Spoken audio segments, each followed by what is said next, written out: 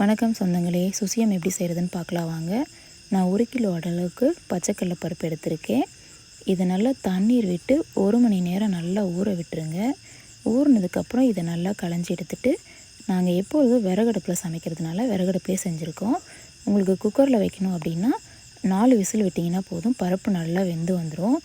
இப்போ வாங்க நம்ம தண்ணீர் கொதிச்சு பருப்பு சேர்த்துருவோம். இது நல்லா வெந்து வரணும். அது வரைக்கும் நம்ம நல்லா பாருங்கள், இந்த அளவுக்கு நல்ல பருப்பு வெந்து வரணும். வெந்த பருப்பை தண்ணீர் இல்லாமல் நம்ம வடித்து எடுத்துக்கலாம். இது போல் வடித்து எடுத்துருங்க. எப்போதுமே நாங்கள் உரலில் செய்கிறதுனால உரல்லே செஞ்சுருக்கோம். உங்களுக்கு மிக்சியில் செய்யணும் அப்படின்னா இது போல் தண்ணி இல்லாமல் வடிச்சிட்டு கொஞ்சமாக மிக்சியில் போட்டு நல்லா நைஸாக அரைச்சிருங்க. அதுக்கப்புறம் வெல்லம் சேர்த்து அரைங்க. இப்போ நாங்கள் இது போல் இடிச்சிட்டோம்னா இது பாருங்கள் பொடியாயிடுச்சு. இப்போ இது கூட நம்ம வெல்லம் சேர்த்து ஆட்டலாம். கொஞ்சம் உப்பு சேர்த்துக்கணும்.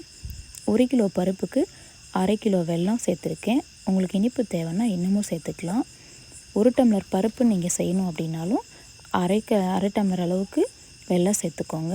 உங்களுக்கு வேணும்னா இன்னும் கூட இனிப்பு சேர்த்துக்கலாம். பாருங்கள், இந்த அளவுக்கு நல்லா நெய்ஸாக ஆட்டி எடுத்துக்கோங்க.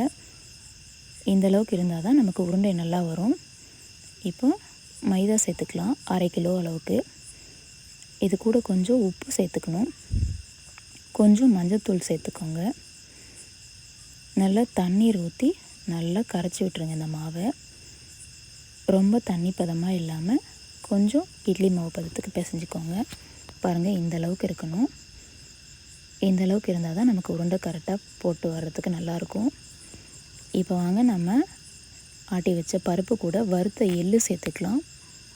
கொஞ்சம் ஏலக்காய் தூள் சேர்த்துக்கலாம். ஏலக்காய் சேர்த்து சாப்பிட்றதுனால நமக்கு வாசனையாகவும் இருக்கும். எள்ளோட வாசனையும் நமக்கு நல்லது, சாப்பிட்டா உடம்புக்கு ரொம்பவுமே நல்லது. இதே போல் எல்லா இடத்துலையும் படுற மாதிரி நல்லா இதை பிசைஞ்சு விட்டுக்கலாம். நம்ம இது போல் பிசையும் போது எல்லா இடத்துலையும் படும்போது நல்லா வாசனையாகவும் சாப்பிட்றதுக்கு நல்லாயிருக்கும். நல்லா பிசைஞ்சு வச்சாச்சு. இப்போ வாங்க வடை சட்டி வச்சு எண்ணெய் ஊற்றிடலாம். நல்லா எண்ணெய் காஞ்சி வர வரைக்கும் பாருங்கள், நல்லா எண்ணெய் காஞ்சி வரணும். இப்போ நம்ம ஆட்டி வச்ச பருப்பை உருண்டை எடுத்துக்கலாம். உங்களுக்கு எந்த அளவுக்கு வேணுமோ அந்தளவுக்கு உருண்டை சின்னதாகவும் பெருசாகவும் பிடிச்சிக்கோங்க.